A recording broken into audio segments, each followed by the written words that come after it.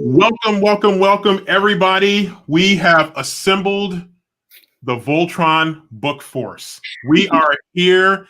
For those of you who remember the old Voltron show, the old one that I remember from the 1980s, I just aged myself tremendously, but we'll just leave that aside for now.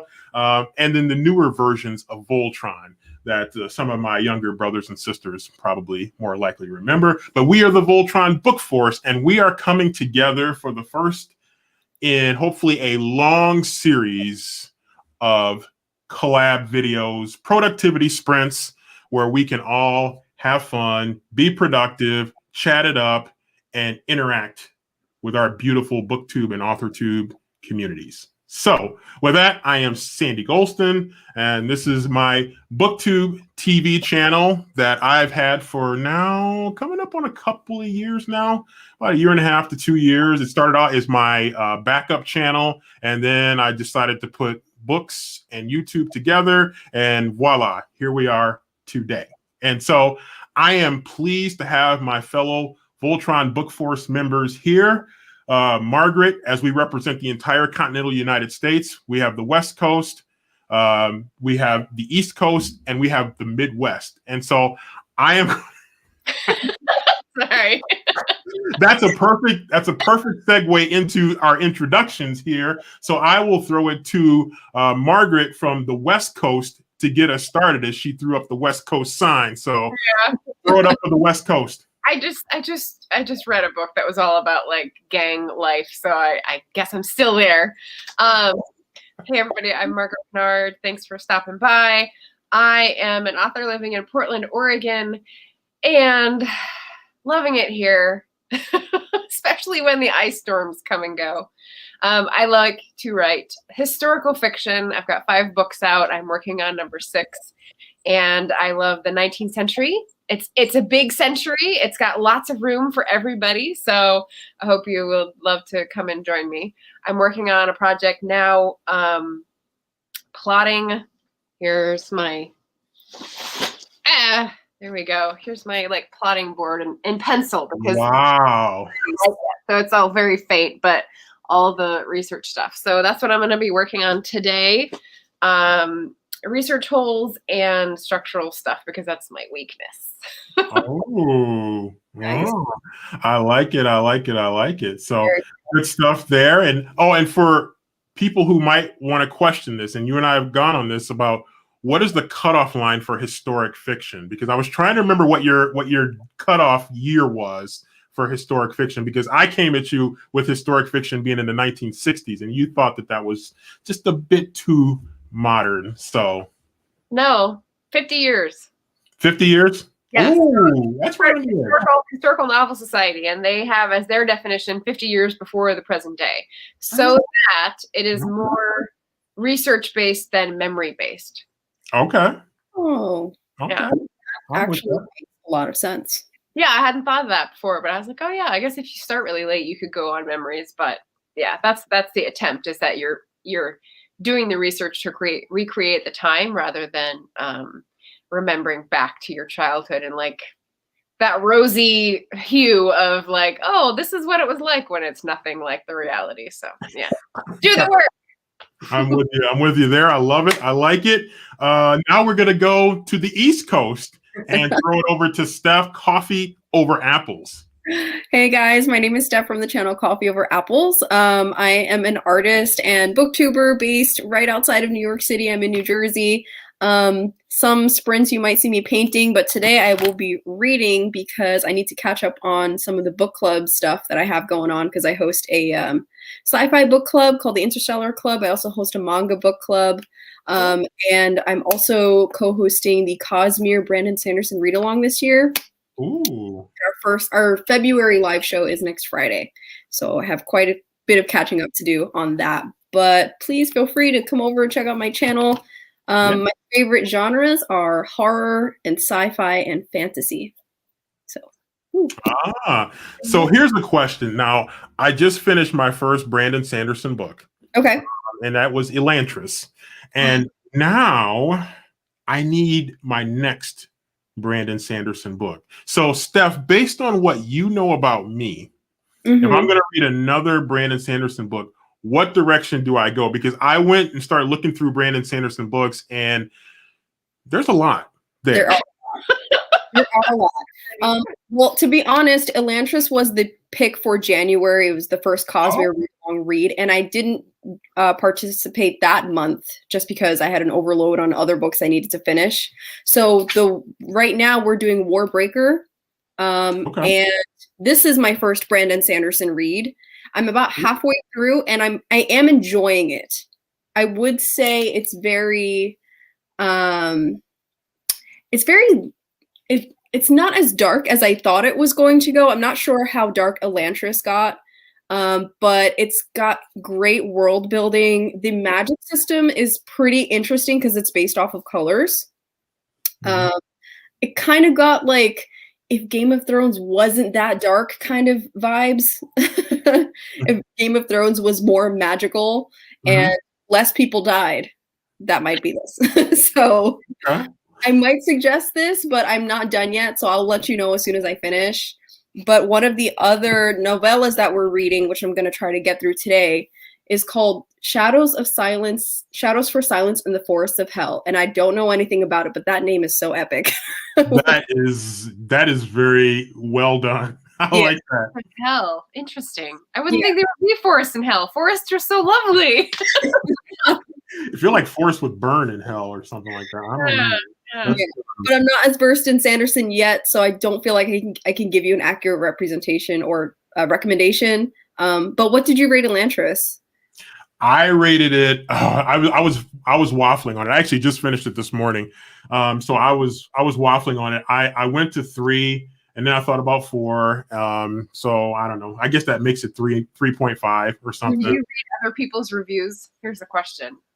I typically don't read a lot of reviews beforehand. I try to be really careful. And the long story, I did a video about this where I had a book that I was interested in reading, and I decided to check out the reviews first. And one person that I stumbled across, they gave away the whole book. Like it was like it was like one sentence, and you say this, it just gives away the whole book. And so I have not read that book. So that tells you a little bit about that, but I usually read the reviews afterward. So I dig in deep, like after I'm done with a book, reading reviews. Yeah, same. This is kind of sitting at a 4 right now. Okay. I feel the same way. Like it's piggybacking between a 3.5 and a 4, simply because at first it was reading like a new adult, and then there's certain scenes which bring it up to the adult level, but then it'll kind of go back down for a while to feeling like for a younger audience. So I'm kind of mixed. Yeah, one thing that you mentioned about Brandon Sanderson that I really like, and I was actually doing he does some lectures about world building, and his world building skill is like it's good. It's really, really good. And I know Margaret being a writer, you'll appreciate that. It's just phenomenal. I was watching some of his lectures. I think he was doing for college classes or something, and somebody filmed them, but he did it. He's phenomenal at world building, and it must be good at it because most of his books are like 400, 500, 600 pages. I think the shortest book I saw from him, I think, was over 400 pages. There might be one that's a little bit below that. So I don't think it was a novella, but the only one of his I've read is called The Emperor's Soul, and I think it's like one of his like little standalones that I was like, I just want to dip a toe, and it was good. Yeah, I think that was one of the ones that I stumbled across this afternoon when I was looking for another Brandon Sanderson book, and I was trying to look for one that was maybe more of a standalone or the beginning of one of his series that I could jump into. Fun size. That's what Steff was joking with me about this because I always criticize books for being too long. And so I'm like sitting there and I'm like going through these Brandon Sanderson books. It's like, okay, this one is 612 pages. This one is 548. This one is 602. And I'm like, wow. I'm like, Brandon, you're really testing my attention span here. You're really putting my attention span to work here. So I don't know if he's like ADHD testing me or something like that, or what he's doing, but I don't know. He pops out. I think he comes out with a book every year, doesn't he? Or something like that? At least. I mean, I think he's got like 50 books, or he's like Stephen King. He's like chasing Stephen King right now for quantity of books. And James Patterson. I've never been a James Patterson fan. I've just never had one that just stuck with me as much as Stephen King does. I struggle with James Patterson. He's like feast or famine for me. I've had a couple that I really really liked, and a couple that I could have let go pretty easily. So I don't know. I don't know. He's very popular though, and I watched some stuff. He was in his house, and he's got like a bazillion manuscripts that haven't been published, and I'm like, bro, how do you do that? Like my Kanye West look like how? I don't even know how he does that. So anyway, are we ready for some sprinting action here? So let's just talk about what we're gonna sprint with, and I know Steff said she's going to do some reading. What I'm going to do is I'm going to stick with a writing project that I've been working on. My cliche summer camp horror story that takes me back to the 1980s. So that's what I'm working on. I am grinding pretty good on it. I'm up to I think 34,000 words. So I've been working on it for about 3 weeks. So it's in pretty good shape there. Figuring it's going to be probably 65 to 70,000 words for me to pull it into the finish line, but it's going pretty well. I decided to inch close to supernatural type stuff. So we'll see how that goes. It might get kind of weird and out of hand, but that's because that's not what I normally do, but we shall see. So that's my project that I'm working on. Margaret, what are you going to be doing? Well, let's see, what did I attack already?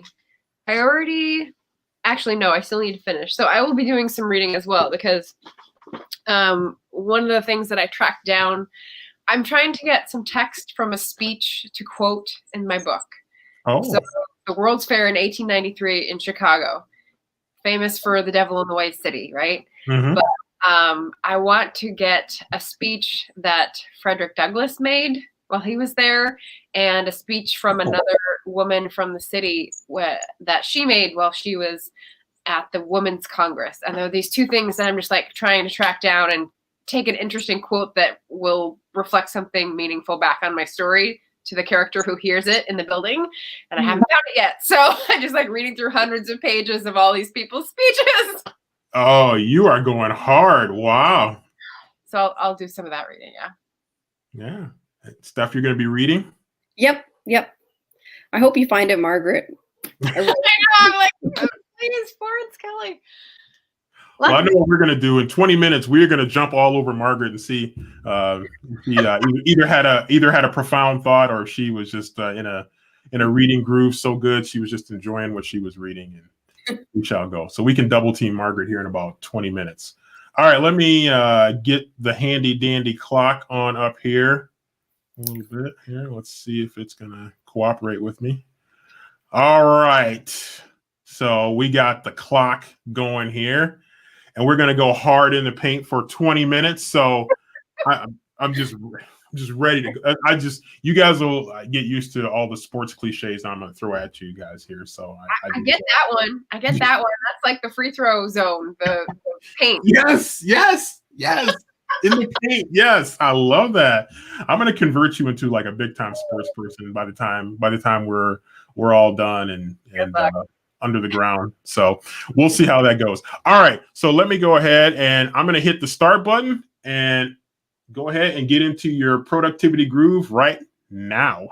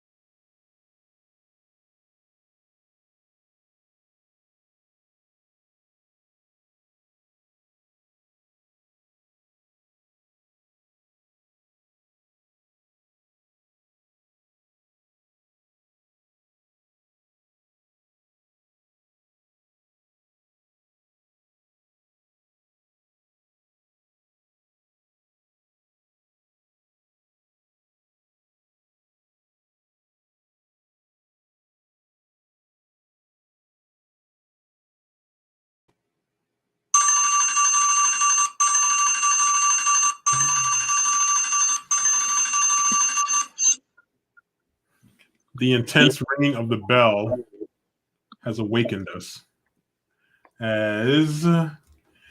So, from a productivity sprint, now that you guys are awakened, how did you guys do? Decent. Margaret, did you find what you were looking for? No. I mean, I found some interesting things, but not the quote I'm looking for. Dang. Yeah. Sandy, how much writing did you get done? I was able to log in 552 words of writing. So Nice. I got in a nice group. It was very dialogue. It was very dialogue heavy.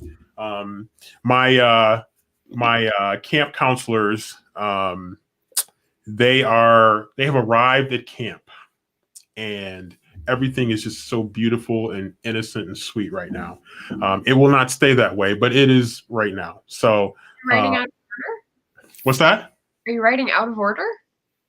No, what I did was I rewrote the first chapter because I was debating whether to do a prologue or just a first chapter back in the past and then jump forward to the present. And so that's what I ended up doing. So I come in with the scare right off the bat in chapter 1, and then we go back into more of a contemporary chronological order. So so now that I've scared the crap out of the readers, now we go back from chronological order and we tap into the youthful innocence of camp counselors coming to be good examples.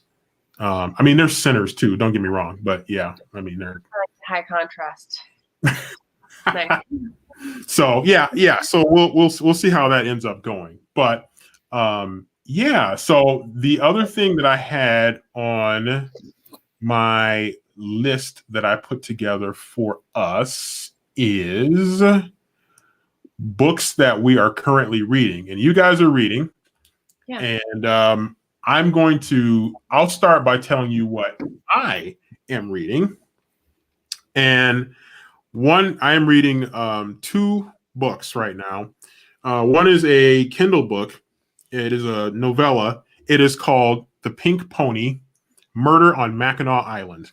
So the Pink Pony is considered the best bar on Mackinac Island in Michigan. Okay. And if you're not familiar with Mackinac Island, it's between the lower peninsula and the upper peninsula on Lake Huron. So it's a tourist place, and they don't allow cars on it, right?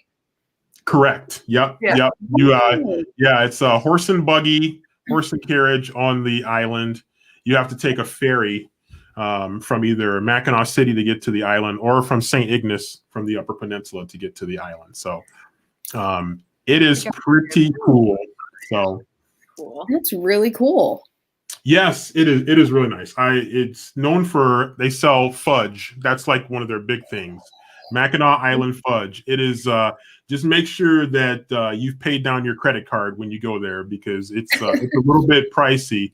Or make sure you bring a lot of green with. I'm just kidding. It's not that bad, but it's pretty cool. Anyway, the book was the Pink Pony is considered the best restaurant bar, the nightclub, if you will, on Mackinac Island. So it's a little murder mystery. I stumbled across it. It was free with Kindle Unlimited, so I grabbed it. And someone said a murder in the most popular bar. What's that? Someone said a murder in the most popular bar there, the actual place. Yeah. That's so funny. And it's weird. It's like usually you would fictionalize it, and it wouldn't be like a real thing. That's why. So when I saw that, I was kind of like, like if I owned the bar. How do they feel? I don't know if I would call it the Pink Pony if I owned it, but that's another story. It is an attention grabber, though.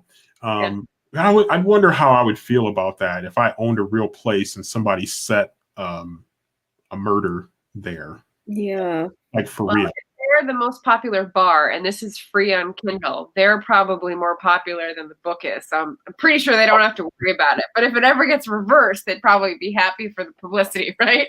Oh yeah. I'll tell you one thing. I never went there, but I've walked past it, and at night it's jumping. It's pretty. I wonder if they had to get permission or something for that before publication. They could, or they could end up in court or something. I don't know. I hope I would think so. not. They probably, I'm sure. Yeah. Well, I'd like to say I'm sure. So anyway, that's one book I'm reading. The other one I'm reading is called Color of Justice. It's set in Detroit, which is where I'm originally from. So it's a kind of a murder mystery. It's kind of a gritty murder mystery. Like every story that's set in Detroit is like a gritty story. I mean, that's what we do in Detroit, I guess, apparently. So, Not always. Not always. It's true. That's true. I don't want to stereotype now. Yeah.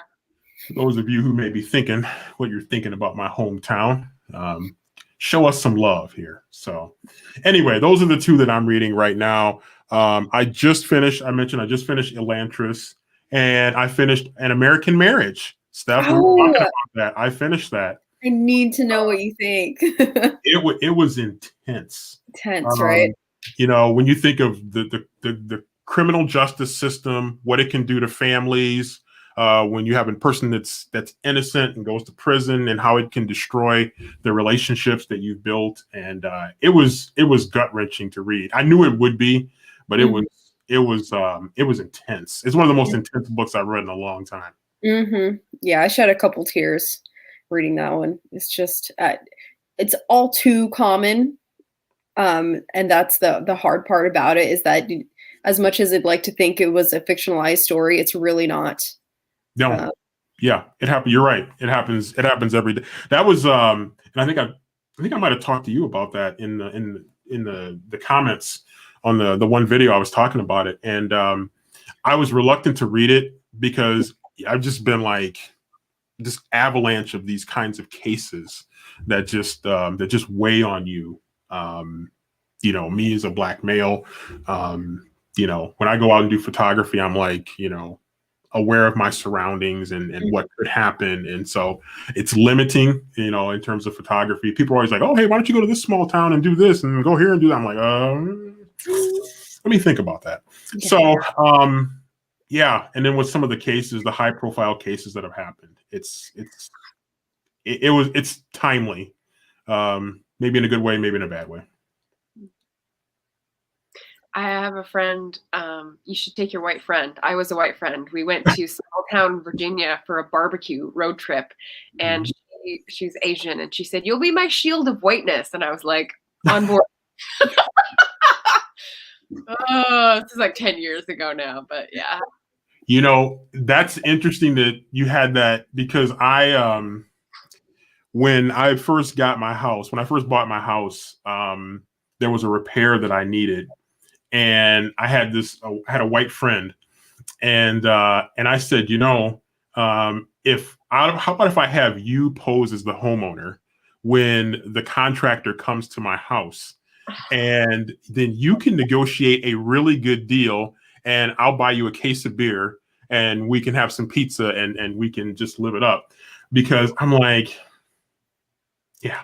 And then we didn't do it. But the contractor came to my house. He quoted me on the high end of the normal range. It was in the normal range, but it was on the high end for the project that I wanted. And then for a year, he made excuses about why he could not come out and do the work. It was, and I said, well, I'll pay you. I'm gonna actually pay you with like real money. And he was like, he had surgery one time he had surgery. Then it was too hot to go on the roof, and then it was too cold. And then once the snow broke and it was spring, he would go up there, and then it was too wet to go up there. And I'm like, oh, okay. Nice. So yeah. I don't understand that. Money is money. Yeah. And I'm like seeing this cat. He's up and down the road, and I'm seeing his van. I'm like, yeah, he's going everywhere but to your house. So I'm like, yeah, it was, yeah. So anyway, those kind of things do happen. It's a sad world, but anyway, not to digress too much from An American Marriage, but it was an intense read. I do like reading those kind of things, even though they are intense. A side note onto that whole topic of how prices can vary depending on who the consumer is. I don't know if you guys have ever seen, I think it's called CBC. It's some Canadian news network. Yeah. And they did a segment one time where they were calling different like florists, cake decorating services, different services, and one person would call and say it was for a wedding, and then another person would call for the same thing. So you saw that? Would say it was for like a birthday party, and they both got quoted different prices for the same item. Yeah. It's just like so ridiculous. Everything gets inflated to like 4 times the price for a wedding because it's so important. And it's like, yeah, they feel like they need their barrel. Yeah. So true story. When I was in college, and I've been told that I have a white voice. I don't know if that's true or not, but that's what I've been told. Okay. So I was apartment hunting. And so I was going through the newspaper looking at ads for apartments to rent. And I called this one lady who had a house to rent. And so I talked to her on the phone and I said, yeah, I said, I'm interested in, touring the house and seeing how it looks and checking it out. And she says, I'm not going to imitate her, her smoker voice that she had, but George from The Simpsons.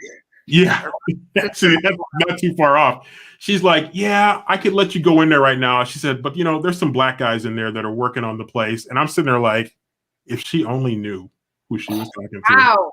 But she's like, yeah, there's some black guys in the place, so you don't want to go in there right now, but you can go in there some other time once they're out of there. And I was kind of like, That is so awkward.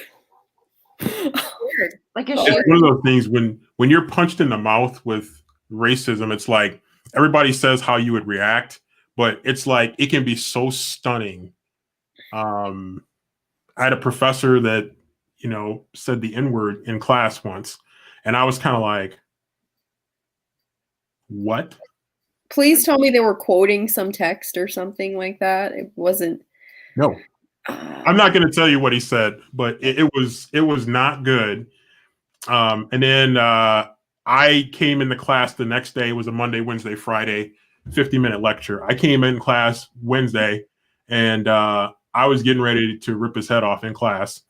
Not physically, but it was tempting. But. Had he already been reported? This is what I'm waiting for. I was going to. So he comes in class, and he dramatically stops class and he apologizes to me. I'm the only black person in the whole class, right? There's like 40 people in this kind of a basic size classroom. And I'm sitting in there and I'm like looking at him and he apologized to me.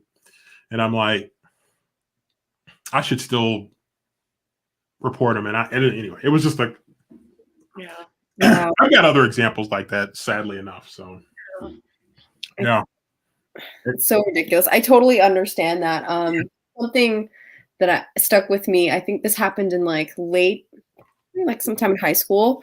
I had this one teacher say to me, because I'm, light skinned Hispanic, I usually get mistaken. People always assume that I'm white. But I remember this one English teacher that I had specifically said during a parent-teacher conference, oh, for a Hispanic student, she speaks English really well.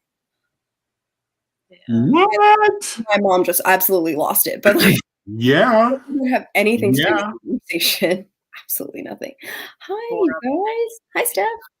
Wow. Oh, hey, Stephanie, hey. You gotta join the Voltron force. We'll extend you an invitation to join the Voltron force if you want to.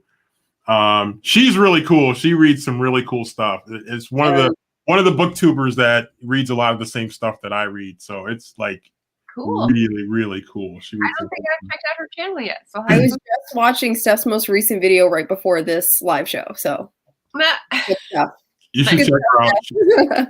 She reads. She's woke. She reads a lot of cool stuff. Like just a lot of stuff. I think Margaret, you should check her out. She's really, really, really good. Really good stuff. So you should definitely check her out. So we're doing great. We're having a good time. This is episode 1 of the Voltron Book Force. So we're just having a good old time, just talking about all kinds of stuff here. I don't know what they do. I'm just making it up. I don't remember. after I scared Margaret with the online stopwatch there, I scared her with that. So let's see. That was so cool, man. I tell you one thing, coming on BookTube though, it was really cool just to discover this community that was out there that I never I don't know how you guys got introduced to it, but I just kind of stumbled across it, and it was just kind of like basically love at first sight. I think my very first booktuber I found was Kayla from Books and Lala. Yeah, and I just binged her videos, and there was a wrap from there. Well, you, Margaret, how'd you find? Was it BookTube or AuthorTube you found first? BookTube, and I'm trying to remember. I know the decision to start a channel was because I thought that the videos would be the best interface with a bookish audience. Yeah. And so I'm on Twitter, and I'm sort of on Instagram, basically just sitting on the fence, and the same for Facebook. I really wish I didn't have to be in that playground, but I'll sit on the fence because people. But YouTube just felt very authentic and democratic. And so when I was, just checking out all the different pros and cons, I was like, no, I think I'm going to make this my thing. Yeah, I think a lot of people felt that way. I discovered BookTube. I think I discovered it through Twitter, I think. Yeah, as a matter of fact, because I was using the hashtag where literary agents post MSWL, I think it is, where literary agents post people what they're seeking in terms of books. Manuscript wish list. Yes, that's what I'm trying to remember what that stood for. Thanks for educating me on the acronym there. But okay, yeah, what is it? Wish list? Manuscript. Oh, manuscript wish list. So anyway, I was on that, and then somebody had that hashtag, and then somebody had BookTube, and I'm like, oh, what's this? And so I checked it out, and then I went and watched. I think Emma Books was the first one that I saw, and then I binged on her. She's just energetic and just a bundle of just unhinged energy. So I just got hooked, on watching. And then YouTube started delivering me all these other booktubers, and I'm like, oh, let me check this person out. Okay, let me check this person out too. And then it just it was like an avalanche. So yeah, I don't remember who I started out with. It wasn't a big booktuber. I think I started out just I started out on the Reddit list of here are the people who are authors on BookTube. And then I looked, and then a third of them are not even there anymore. And I was like, so I think I started out with people who were just starting out as well, which was nice. I just started last August. So yeah, it's interesting how people come and go off of more so off of BookTube than I thought. There were some people that when I first started my channel that I was engaging with all the time. And then, people leave for any of a variety of reasons. So. But it's yeah. I feel like I'm still figuring it out. It's been almost a year, and I'm still figuring it out. I feel like every month, has its differences. Maybe there's holidays or there's just stuff going on. But yeah, just rolling with it. Yeah, I'm still just rolling with it too, just experimenting, trying to figure out what marrying what I want to do with what other people are interested in to try to make that work, because I know what I want to do, and I do it anyway, but it's just you do want people to watch it, so right. You kind of have to do a little bit what other people want. So as far as my reading, I had, I think earlier today, my super secret Patreon book club, and we discussed Survival Math by Mitchell S. Jackson. And a big name that I was a name bandied about, and it was an interesting reading experience. We had a good discussion, and I'm going back to my Black History Month reading, which is Invisible Man, and I'm happy to say that after the first couple of chapters of horror, which is not my genre, it's gotten into more of a story form, and it's very exciting, and it's very plot driven, and I'm very invested now. So nice. Yeah. Yeah, I'm just amazed that I have not read that yet. I've got a copy of it somewhere. So I've got like my book room that's here off the screen here, and then I've got another room that's got books, kind of like what Margaret has behind her, and then I've got a bunch in my garage that are there from when I moved in and 7 years ago. So it's yeah. I feel like you brought up that garage quite a few times. That's the first video that I saw him in. That's what made me go like, oh yes, let me subscribe, because I was like, for the books that you have, that's the way to be non-wasteful. It's just like, yeah. I think I remember you commented. I think you might have commented on that video. Yeah, it's I have been working so in the garage, like they're organized. So it's not like, well, there's some that are just kind of scattered, but yeah, it's largely organized. So I go out there and I bring some in, go out and bring some in. And so 7 years later, I've gone through quite a bit of them. So it's kind of like a garden of books. You know, you harvest a little greenery every once in a while, bring it in for a salad, go out, get some more tomatoes, bring it in. It's just never ending bounty.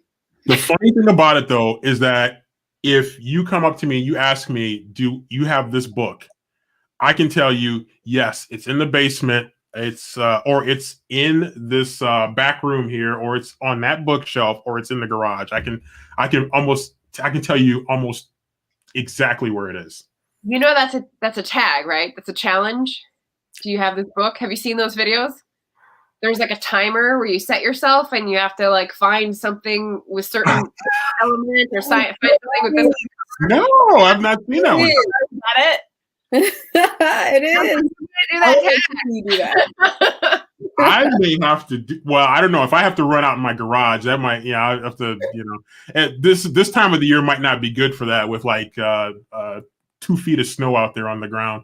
But that's a good one. I might have to jump into that one. So, all right. So we about time for, let's see. Wait a minute. We got another comment here. Yes, we do. I love how book people know exactly where their books are. Yeah, it's amazing. I know a lot of people that have said that too. It's like, oh, where's that book at? Oh, it's on the floor underneath my bed, on the other side. Yeah, there it is. I can still remember all the books I lent out 10 years ago that were never given back to me. I know who I gave them to. I'm still waiting to get them. You're still waiting. I hope you're not waiting till you have gray hair like me. Bye, Steff. I gave up on that. Yeah. How are you guys? Well, we know Steff will loan out books, but how? Not anymore. No. Not anymore. I'm really weird about loaning out books. I have to admit, I will, but I'm. If it's a book that I was planning on unhauling, I don't mind. Exactly. There's a few books that you know what, if you held a weapon to me, I would have to really think about it if I would let you borrow it. So I used to have this thing where I was really attached to the physical copies that I read, like I feeling like my experience was in those pages. So if my friend let me borrow one of their books and I thoroughly enjoyed it, like it was a 5-star read, I would keep that one and buy them a new copy. I love it. It's because it doesn't feel the same giving them that back and then buying my own. That is awesome. Yeah, I've got a few that are like that. I've got one that the book that like inspired me to start writing. I have it, the same one that I had in high school. I'm showing my age again, but I still have it. It's got all the little tabs. That was before we had the sticky note. I'm showing my age here. Before you had like the little sticky note. Recently. What's that? You put that in a video recently. It has all these little. Yes, you did. Yeah. It's One-on-One by Tabitha King, Stephen King's wife. And I'm just, it's like crazy. It's got like all these tabs. I need to read. I actually bought a second copy of it so I could reread it years ago because I didn't want to move the notes in the book as they are right now. So yeah. This shows you a little insight into my craziness. So okay. So I need to ask because I thoroughly enjoy Stephen King and Tabitha King, but how do you guys feel about Joe Hill? I haven't really read Joe Hill. I know the name. I have not read any. Okay, just asking because Stephen King is one of my all-time favorite authors, but his son I do not vibe with at all. It just doesn't work, and I can't. Owen, is that his name? Joe Hill. Oh, that's his son? That's his son, yeah. Oh, And didn't I know that. can't make it work, so I just want to know if I'm the only one feeling this. Now, does he write the same kind of horror? He does. He writes a lot of horror, yeah. And just every Joe Hill, most Stephen King's will be a 5-star for me, but almost every Joe Hill has been a 1-star or DNF. I can't. So Steff does DNF. Okay, that's Yes. that's right. Yeah, you had the gangster that I've read. I've heard that's really good. It was really good. I need to get that. Yeah. So Steff, you got to tell us about your gangster moment when you DNF that book, like with what, like 6 pages left. Oh my God, it was so painful. It was because it was this novella, Margaret. I'm not sure if you're aware, if you saw that video I did, but we read a novella for my sci-fi book club. So we asked our followers to put in titles into a hat, and then we pulled it out, and that was the one that was picked. It was not even a sci-fi.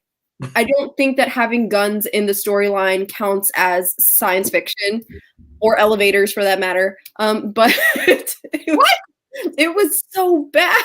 It was 60 pages and I DNF'd it at 55.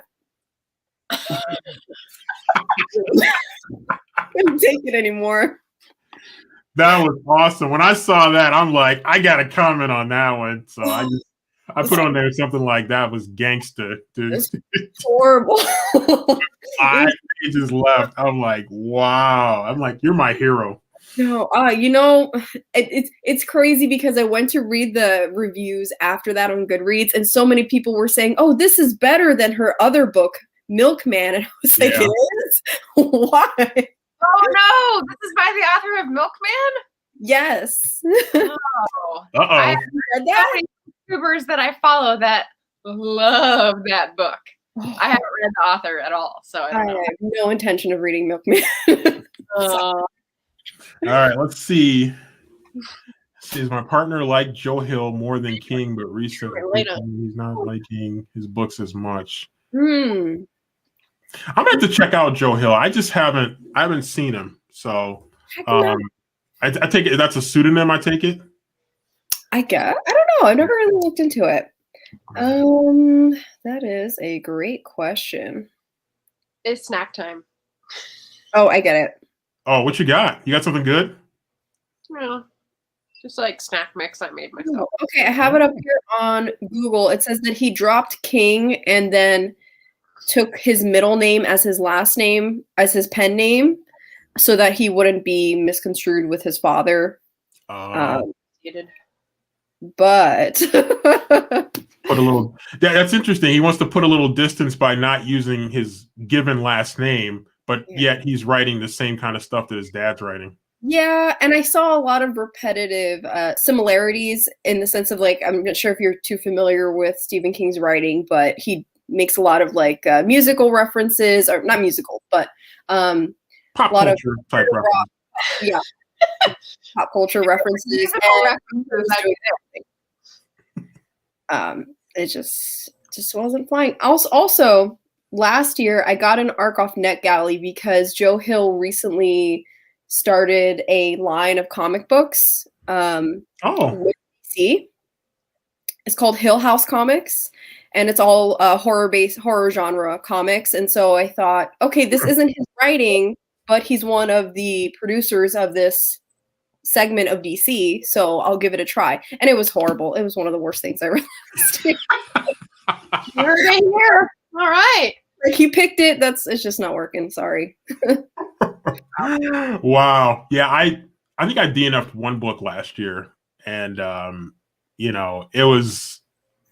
it broke my heart. No, it didn't. But it was tough because it's set in Michigan and it's set in all these places that I know. And I'm like, I'm gonna try. And it was dragging. Like like I had a Mack truck tied to my ankle or something like, and I was just like trying to pull it.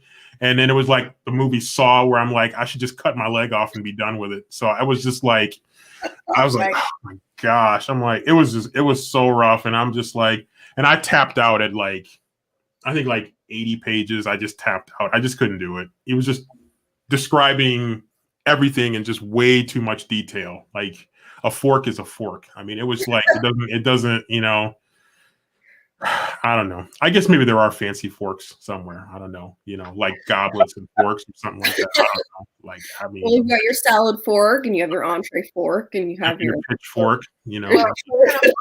For perfection salad. I don't know. I'm just grabbing books. Keep us on target and say we need to do another sprint.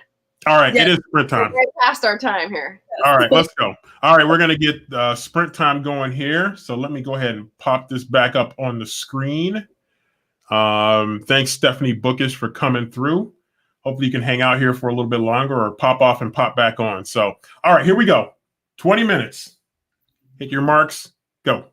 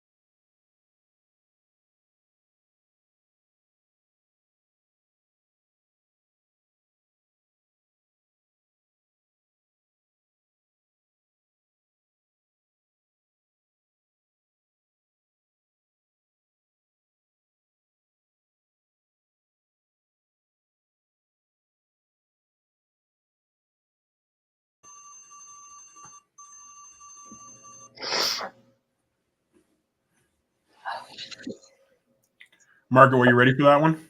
Yes. I caught it 9 seconds before. I was trying to think. Maybe I should try to tip her off that is coming here. Let me get this off the screen so nobody has a reaction to it. So, how did you guys do? Pretty good. I'm about 57% through this novella. So making good progress. And I was cracking up because when I turned on my Kindle to start the sprint, I got an ad that says, "Suggested for you, Milkman" by Anna Burns. I was wondering what you were laughing about. I couldn't see the screen, but I knew it was something really good. Oh no, I'm pretty sure it was listening to me, but how'd you guys do? I wrote 611 words. So that puts me well over 1,000 for at least the first 2 sprints. So I'm feeling pretty good about that. Margaret, and closer to finding your quotes. Not really. I am at page 794 of 1064 of this PDF. And again, I found a few more interesting things, but not like the winner I'm looking for. So it's like you too. You still haven't found what you're looking for. You're gonna get there though. Wow, dating yourself with that one. So all right, let's see. Stephanie said she's reading Jade War by Fonda Lee. Steff, I need to know, is that sci-fi or is that fantasy? Because I've seen it on different kinds of shelves. So if you can let me know. She got in 15 pages. Local. What's that? She's also local. Fonda Lee is in like a writing group that I know people in. Oh, nice. That's cool. I like that. I need to check that out. Yeah, Stephanie's got some really good recommendations. I think she's a librarian. I think I saw that she's a librarian or something like that. She's balancing books on her head in her profile photo, so that's a good indicator. Urban fantasy. Yeah. Ooh, that's an interesting genre. That's something I feel like I could get into. As far as fantasy, like I've been trying to dip my toe in it a little bit to see how I can ease my way into it. But urban fantasy sounds kind of interesting. I haven't read much of it, so it's something I definitely want to check out. It's technically set in a city that doesn't exist, but it follows the enemy's themes of urban. Okay. Nice. Very cool. Teen services librarian. That sounds really cool. I mean, that's cool to get young people reading. I wish that when I was a teen that I had read a lot more than I did. I just didn't read nearly enough. So, but I'm making up for it now, though. When I was a teenager, so here's how I got into reading more, because I was already reading, but I remember I was reading Twilight, and stop me if I told this story.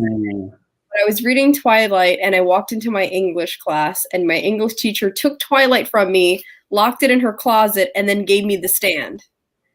And she said, "If you don't like this book, I will give you back Twilight and I will never bother you again." Okay. Wow. Which is pretty, in a retrospect, that's pretty bold to give to a 16-year-old kid. Bold move. That is a bold move right there. That's a bold move. But I read it in 3 days and I told her she can keep Twilight, so it worked out. You read The Stand in 3 days? It was so good. Isn't that like 600 pages or something like that? It's like 1,200 pages. 1,200 pages. I definitely 50%. Did. Or doing. Wow. What else do you have to do when you're a teenager? Yeah. No responsibilities, so. That's true. It's better than going out and living a life of sin and pleasure, I guess. So, maybe. Drugs, The Stand. Right. Books are our drugs. So, all right. One more sprint. Yes. All right. Let's jump back want to shout out booktubers that were Oh, yes. our last So, print? what's that? Or you want to Before we wait? print? Yeah, let's do it now. So, who's a booktuber that you like or you follow that's not in our group here? Just somebody. Margaret. So I have a list of all the booktubers that I like follow and try to comment on, which is like over 300. And I just picked out two for this that were authors. That one is like way up here, and I'm like, wow, that's amazing. She's aiming to do $1 million in revenue this year. And I'm like, yes, that's the Courtney Project. She's amazing. She's so like real talk, down to business, frank with the details, awesome. So I'd recommend the Courtney Project as a channel. And then Kahila Harry, who is a newer person that I'm following. And she is writing, about to self-publish, just got her cover designer stuff going, and she's really fun. She starts off with a random fact.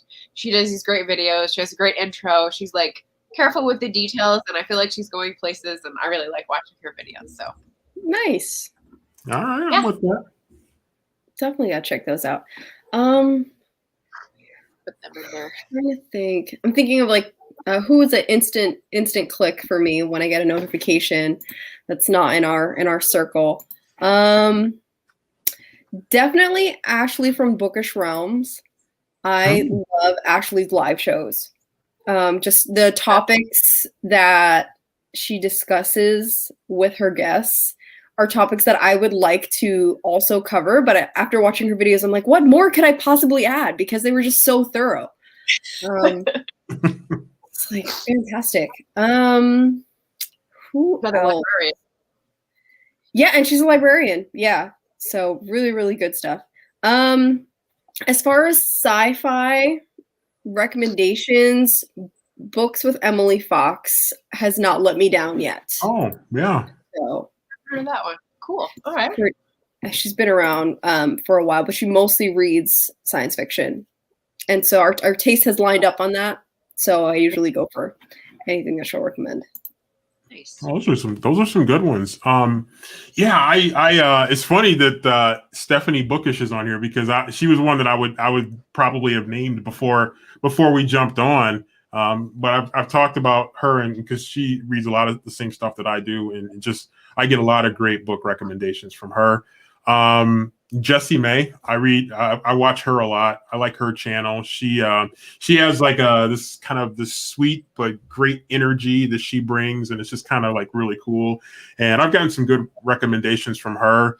Our reading interests are not like 100% aligned, but they're pretty close. And she comes up with some stuff that I really enjoy reading. So, but there's so many. So Margaret just got choked up. Sorry, I'm having lots of congestion problems. I'm sorry to be like. Oh, I just saw Daisy come on, and I see them comment all the time, so I was excited, and then I choked. So sorry. Oh, poor thing. I thought you were getting choked up, and you were getting all emotional with me. So, let's see, you guys. Okay, you chimed in with some there. Okay. Let me catch up on these here. Yes, Ashley is amazing, and she's also a fellow librarian. Mm-hmm. And Emily, you're welcome. You're so welcome. You're so welcome. Thank you for coming through here. Let's see. Great live shows. Great. So good. So yeah. Mara is Books Like Whoa, and Bethany is Beautifully Bookish Bethany, and they're like trio of goddesses. That's a good, interesting point because I was just watching Bethany just before I came on here. Well, I can't. She was doing a book review, and so yeah, she's really good. She's very, very good. Balancing that family life that she has, and it's kind of cool. She's got kids running in and out sometimes, and she's got a husband that's running in and out, and she does some great stuff. She's another one. That's a great one to call out too. So many good ones. Have you guys seen a BookTube Goddess? Their editing is like next level editing. They have a whole green screen, and they do live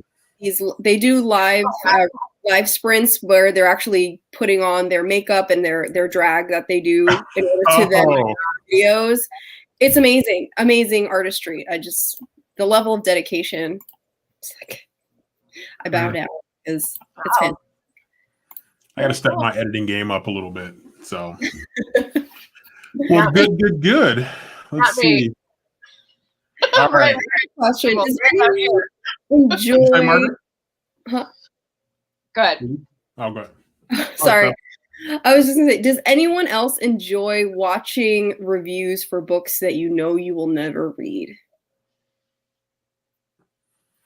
I mean, if someone's going into why they like the book and it's relating a personal story about why they thought it was funny or why it related to their, struggle or learning or discovery, then yes. But if it's something that I'm not interested in the genre, then I'd probably be more like, I don't need, it's not going to connect to me. Yeah. So. It would probably be a DNF for me. I would probably, if the person was like really enthusiastic, or like Margaret said, if they tied it to like a life experience, like an emotional life experience or something, so you kind of humanize it, so to speak. Mm-hmm.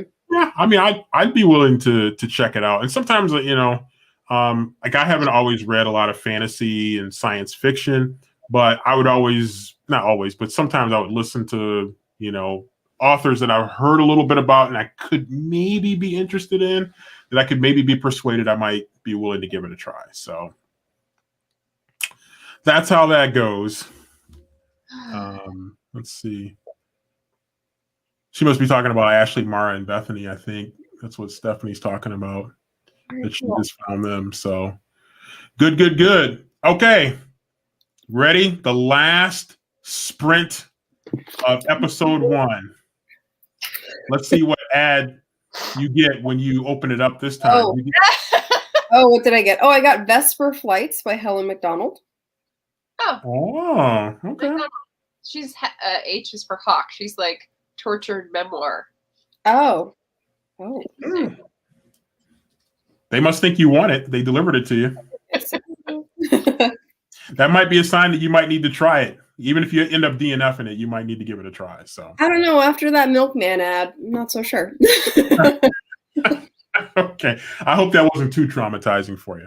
All right, here we go. So we're going to go 20 minutes, last 20-minute sprint. So everybody get your project that you're working on. If you're following us, if you're on here, just find something that will bring joy to you as you be productive. So here we go. 20 minutes.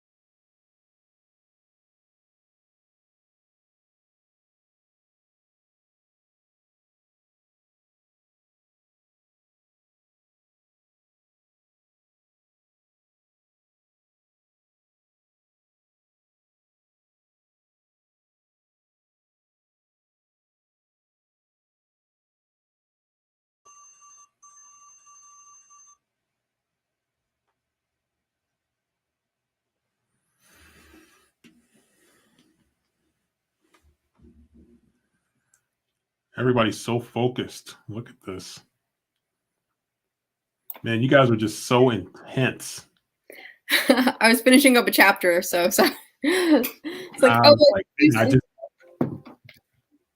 me get this thing off here so you guys don't flip out seeing this blinking light there. Man, you guys were just on the grind, finishing up a chapter. Margaret's looking triumphant with Michael Jordan with him. My free throw release. Page 817. There was Frederick Douglass's speech. Woo! They only gave it they gave it the exception to be included because he was the only man who was not in the program reading for the women's speeches, but they said he deserved to be included even though he wasn't in the program. Yes. I knew you had some good news. I'm like, she must have got it. I knew she got it. I was like, it was such a proud Voltron Book Force moment. So I was really, really, really happy for that. So, well, I will say the 90-minute plan for today's initial Voltron Book Force, it is currently at well over 90 minutes. It is about 121 minutes to be exact. Something like that. Actually, more than that. 33% error. So we did really well. So closing thoughts as we wrap it up here for episode 1. I suggest this novella for Brandon Sanderson. It's really good. Okay. Good. I'm impressed. There's not going to be a DNF at 97%. No. That is a really bad habit that I have. Habit? Yeah, it's a habit. I've get that far. DNF'd books at past 90%. Wow. I've learned sooner. Yeah, I'm learning to do that. I just always feel like if other people like it, I'm like, okay, it's got to have some redeeming quality somewhere, and it just didn't come. But yeah. well worth the read. You are welcome, Stephanie Bookish, for having the fun of participating with us. Appreciate it. Thanks for coming. We can throw you a link if you want to join next time. We can throw you that link so you can join us. But yeah, I mean, for me, it was great. I just got in. I just lost my word count there. 405 words. So I did pretty well. I'm let's see, that's 700. I don't know. So it's probably pushing up on about 1,700, 16 to 1,700 words for me total. So nice. Feeling pretty good about that. So I'm in a good groove right now. The project is at about 35,000 words. So we're in good shape though. But I'm probably like maybe 45 to 50% through it. So it's going to be probably closer to 70,000 than the 65,000 I thought. So, but I'm in a good spot. So, and then Margaret was triumphant. Yes. Yeah, I found my one datum that I was looking for, and now I need to figure out if it even fits. So, I think it's going to fit. I'm going to be tremendously optimistic that it's going to fit. So. Yeah. All right. I think we're ready to peace out for the evening. So thanks to everybody that came through and joined us. And we'll see if we can get our plans together, get the Voltron Force to meet together offline and determine next steps. So hopefully we'll be able to get more people in here as we rotate amongst our channels and have some fun. Yeah, good. Guys.